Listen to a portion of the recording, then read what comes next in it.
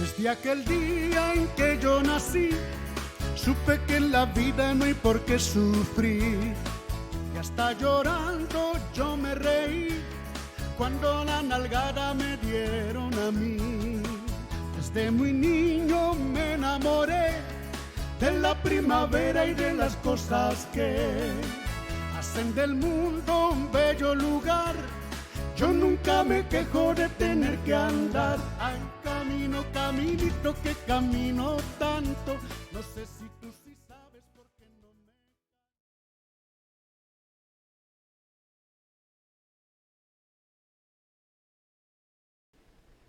Paz y bien, queridos hermanos, de nuevo les invito a conocer otro enigma más de la Biblia.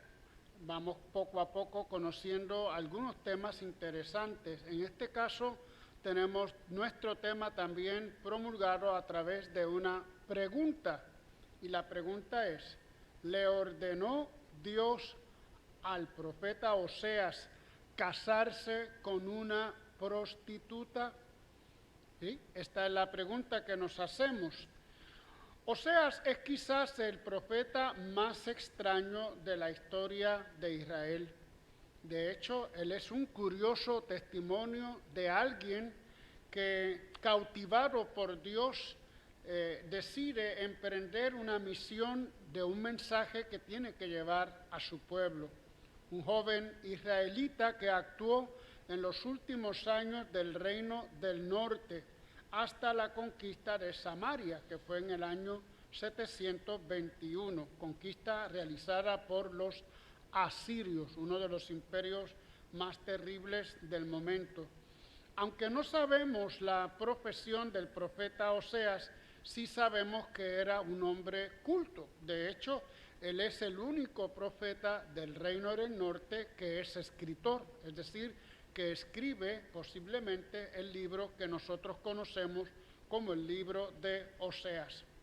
Allí se dan dos situaciones en su época. Primero, la descomposición de la fe patriarcal en Yahvé, es decir, el culto a Yahvé estaba, vamos a decir, en crisis frente a otros cultos como los cultos a Baal.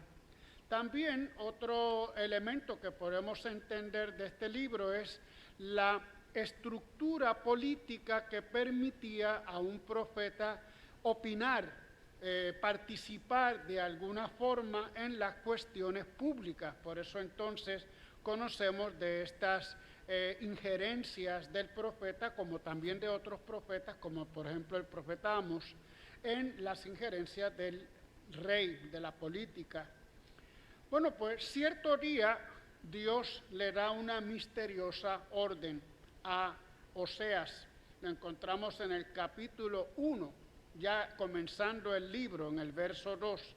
Le dice, anda y toma para ti una mujer prostituta y ten hijos de prostitución. Palabras embarazosas aún para nuestros días de hoy. Oseas es presentado como un profeta apasionado. Su predicación está determinada por estos afectos personales, amor, cólera, desilusión. Yahvé Dios se ha introducido en la vida de los afectos personales de este hombre y su palabra alcanza un grado de calor y ardor que solamente se da en este profeta. El joven se casó entonces con Gomer, hija de Diblaim, de quien terminó enamorándose y con la que tuvo 3 hijos. El primero de los hijos, Yisreel, significa Dios siembra. El segundo, una hija, le da el nombre de no compadecida o no compasión, en el momento en que se da cuenta de la infidelidad de su esposa. Y el tercero, Loami, que significa no mi pueblo, cuando ya decide no reconocer al tercer hijo que supuestamente piensa que no es suyo. Comenzaba entonces el calvario al ver a su mujer escaparse por las noches para verse con sus amantes. Un día no soportó más y la expulsó de su casa, redactó un acta de divorcio y la abandonó. Sin embargo, nos da la sorpresa el capítulo 3 de Oseas, cuando Dios vuelve a hablar a Oseas y le dice: vete otra vez, ama a una mujer amada de un amigo y adúltera. Oseas 3:1, que resulta realmente increíble al ver cómo Dios pide semejante cosa. Oseas, sin embargo, obedece y va en busca de una mujer, la compra a sus amigos por 15 monedas y la lleva a su casa. Esta situación de Oseas ha causado diversas discusiones entre los biblistas que hoy proponen diferentes hipótesis. La primera, dicen, es una historia verídica, y sí, el profeta tuvo ese dolor de esposo engañado y en ese dolor descubre lo que Dios estaba sintiendo cuando su pueblo también se iba tras otros dioses. Pero el mismo San Jerónimo hace ver cómo el profeta cumple muy felizmente el mandato, como si lo estuviera incluso deseando. Por eso San Jerónimo propone una segunda hipótesis. Dice, el matrimonio no fue real, una ficción literaria para dar una enseñanza a los lectores. Sin embargo, tampoco esta hipótesis convence, porque en la narración el nombre del padre de esta mujer es Diblaim, es decir, será un nombre concreto. Es un recurso utilizado en esta literatura, ubicar mejor al personaje real dando su nombre. Incluso el número de los hijos que tienen el matrimonio y los nombres de estos hijos que tiene en ese matrimonio. Son demasiados detalles concretos como para pensar que es una ficción o un relato que no tiene realidad. Habría que admitir que la historia es real, pero ¿cómo evitamos entonces el escándalo de pensar que Dios está incitando a una obra libidinosa como la de casarse con esta prostituta? Si suponemos que fue al revés, entonces diríamos, no fue para experimentar la infidelidad del pueblo de Dios que Oseas vivió esa desgracia familiar, sino que al vivir una desgracia familiar experimentó la infidelidad del pueblo hacia Dios. Esta hipótesis convence y además coincide con la mentalidad de los antiguos profetas de Israel, que predicaban a partir de las propias experiencias personales. Siguiendo los detalles entonces del libro, reconstruiríamos lo sucedido con la boda de Oseas. Primero, Gomer, una muchacha común que se casó con Oseas cuando aún no era profeta, y él empezó a sentir un amor profundo y los primeros años fueron felices. Incluso al momento de nacer el primer hijo, a quien ponen el nombre de Yisrael, que significa Dios siembra, ya esto sería un buen augurio. Pero cierto día ella le fue infiel y al nacer la segunda hija, él descubrió la infidelidad. Su corazón se hizo añicos, lo que refleja en el nombre de la segunda hija, no hay compasión. El tercer hijo ya no es reconocido por Oseas y recibe el nombre de no mi pueblo. Es cuando entonces decide abandonarla y echarla de su casa. Pasa el tiempo, pero no puede olvidar a esta mujer. La ama intensamente y no puede vivir sin ella. Le llega a agredir, llamándola prostituta, pero comprende que su agresión viene más por el amor que por el mismo desprecio. Intenta vengarse reclamándole que le entregue los regalos que le hizo, humillándola en público, pero nada logra con ello. Viendo lo inútil de todo eso, decide conquistarla nuevamente, perdonarla y traerla de regreso a su casa. Pero se da cuenta que ya convive con un amigo y el perdón es imposible según la ley de Moisés. De hecho, encontramos en el libro del Deuteronomio 24, 1 al 4, esta ley. Si un hombre toma a una mujer y se casa con ella, puede ser que le encuentre algún defecto y ya no la quiera. En ese caso escribirá un certificado de divorcio que le entregará antes de despedirla de su casa. Habiendo salido de su casa, puede ser la mujer de otro.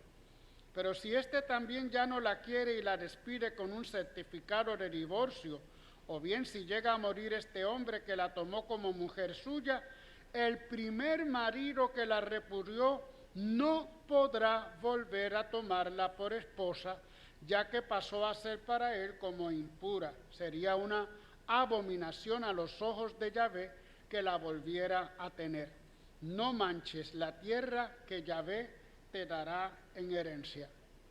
Oseas entonces no tenía otra solución que infringir la ley, irse por encima de la ley, porque el amor era todavía más grande. Le paga a su amigo que vivía con ella un rescate, una especie de dote, como indemnización por los gastos de ella, práctica que era habitual en aquella época, y la regresa a su casa. Esa llamada segunda mujer que aparece en el relato no es sino la misma primera mujer. Conmovido en lo hondo de su amor dolorido, se le ilumina la mente a Oseas y descubre reflejado otro amor más sublime y elevado, el amor de Dios por su pueblo. También Dios ama a su pueblo y sufre cuando se van tras los dioses cananeos. Aquí hacemos un poquito algún paréntesis hablando de la religión cananea. Era una religión de la naturaleza. El dios Baal no era otra cosa que un dios que se le daba culto a través de ritos de fertilidad. Y estos ritos de fertilidad eran ritos sexuales con las llamadas prostitutas sagradas que llamaban hierórulas. Cuando Oseas habla de la infidelidad, habla en términos muy generales, pero también se refiere a este tipo de infidelidad. De hecho, hay un texto en Oseas que es Oseas 2:10, donde le reclama al pueblo: no es Baal el que te ha dado el trigo, la cebada, el mosto, el aceite, soy yo, Yahvé, el que te ha dado todo esto. Así que ahí vemos un poco la confrontación del profeta Oseas en su culto a Yahvé, en confrontación con el culto a Baal. Oseas recordaba cómo había castigado a Gomer y cómo luego decidió perdonarla, incluso por encima de la ley. Y un día concluye: si yo amo así a una mujer, ¿Dios no será capaz de amar así a los hombres? Aunque el pueblo merezca ser abandonado, Dios no podría pasar por encima de sus propias leyes y volver a admitirlo como pueblo y amarlo como hizo él con Gomer. Claro que sí. Y ese fue el gran descubrimiento revolucionario de este profeta Oseas.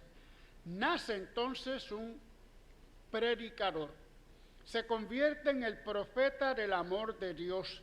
Visita ciudades, predica en el palacio ante el rey, recorre los templos, llenando las plazas y los mercados con su mensaje, denunciando el pecado de ir tras otros dioses y el castigo que se merecía el pueblo por ello.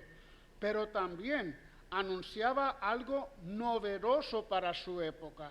Dios amaba tanto a su pueblo que estaba dispuesto a perdonarlo.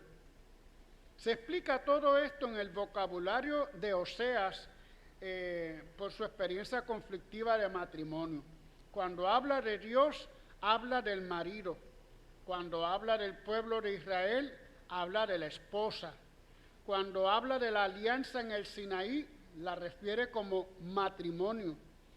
Los dioses son los amantes. El abandono a Dios es el adulterio o la prostitución.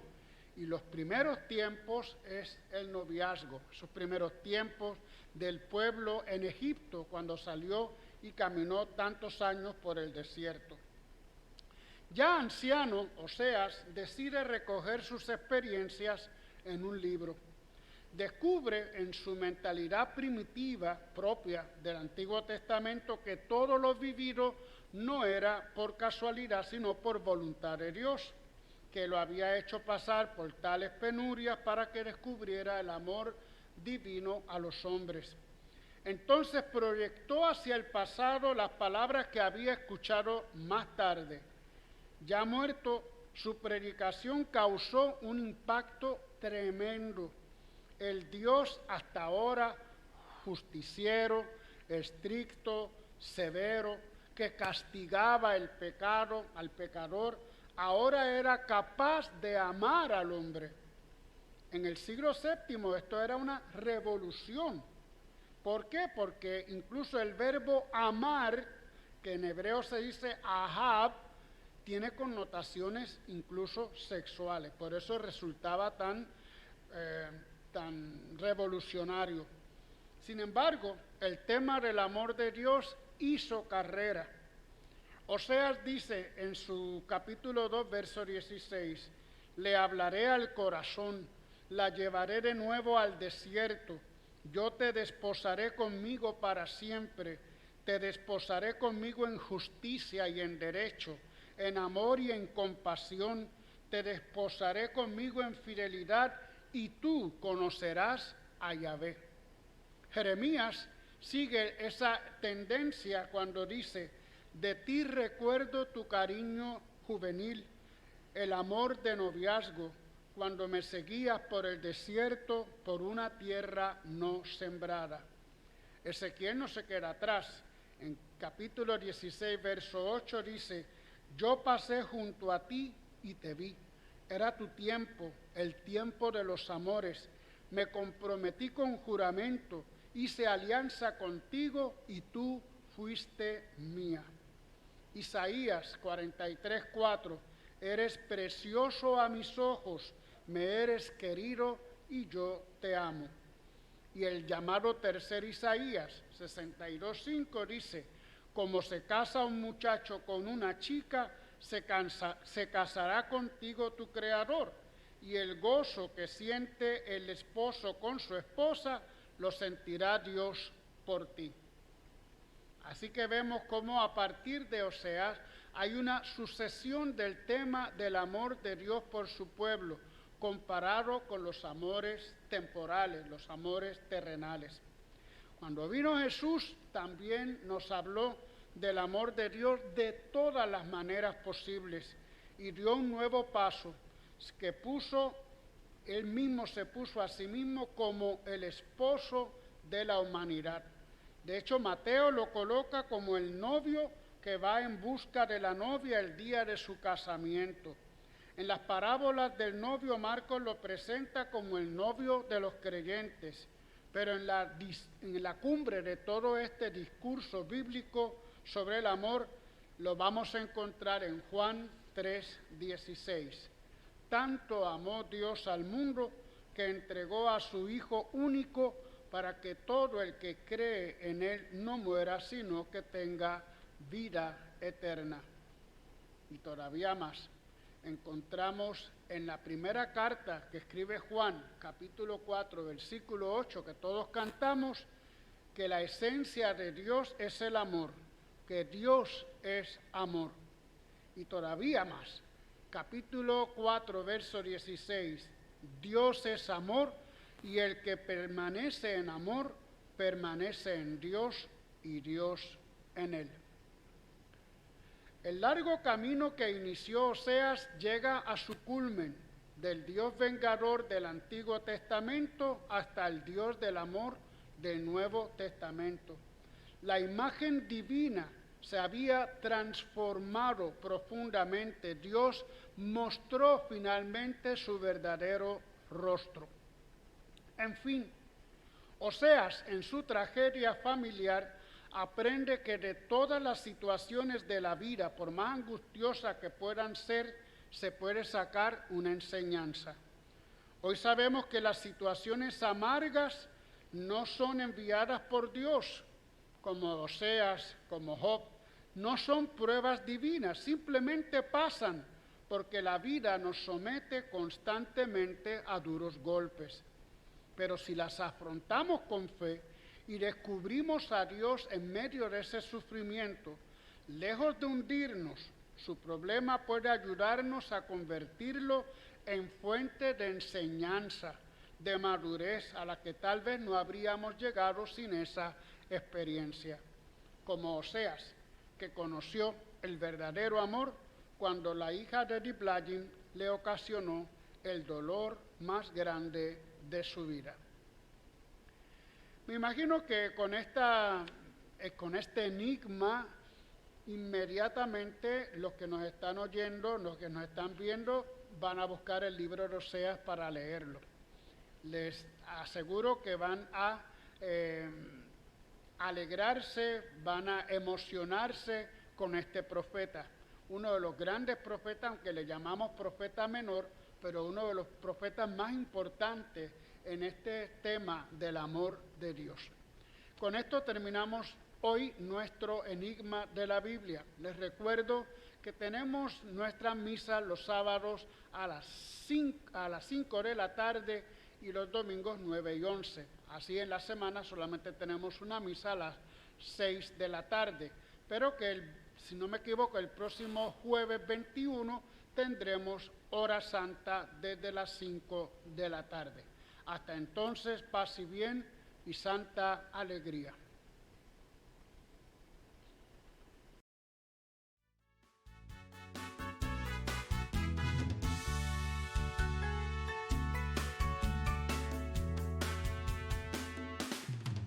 Desde aquel día en que yo nací, supe que en la vida no hay por qué sufrir. Y hasta llorando yo me reí cuando la nalgada me dieron a mí. Desde muy niño me enamoré de la primavera y de las cosas que hacen del mundo un bello lugar. Yo nunca me quejo de tener que andar. Ay, camino, caminito, que camino tanto. No sé si tú sí sabes por qué no me canso. Camino, caminito, que camino tanto. Hasta que yo me muera seguiré cantando.